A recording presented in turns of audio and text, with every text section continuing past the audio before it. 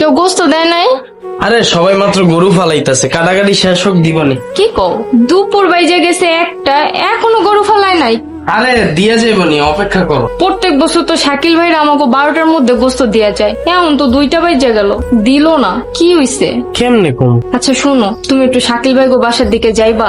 হ্যাঁ মনে হয় এবার তোমার কথা মনে নাই, বুঝো না অনেক ব্যস্ততার মধ্যে আছে, তুমি একটু যাও, তোমারে দেখলে মনেও করতে পারে।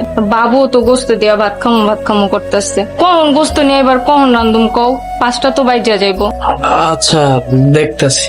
আরে ভাই আপনার কথা তো ভুলেই গেছি, মাংস সব বাটটাক কইরা দিয়া দিস।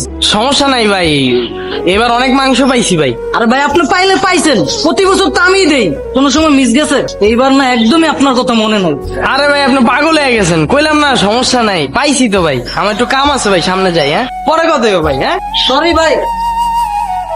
কি ব্যাপার, গোস্ত ছাড়া আসলা? আচ্ছা তুমি গোস্ত আর কখন আনবা আর কোন পোলাটা রান্না করে দিমু? পোলাটা গোস্ত খামো করে কান্নাকাটি করতেছে, আর ক্ষুধা লাগছে না? কি সকাল থেকে গোস্ত গোস্ত লাগাই দিছো তুমি? মাছ রাঁধছো না, মাছ দিয়া ভাত দাও। বাবা নাও, আমরা মাছ দিয়া ভাত খাই। না আমি মাংস দিয়ে ভাত খাবো না। কালকে মাংস না দিমনি বাবা, আজকে মাছ দিয়া ভাত খাই। ওই ভাত বারো তো। আসসালামু আলাইকুম ভাবি, ঈদ মোবারক। ওয়ালাইকুম আসসালাম, ঈদ মোবারক। এই শুনছি এদিকে আসো তো। ধরেন। দূর ভাই, কইলাম না মাংস পাইছি। ভাই না করেন না তো, ধরেন তো ধরেন।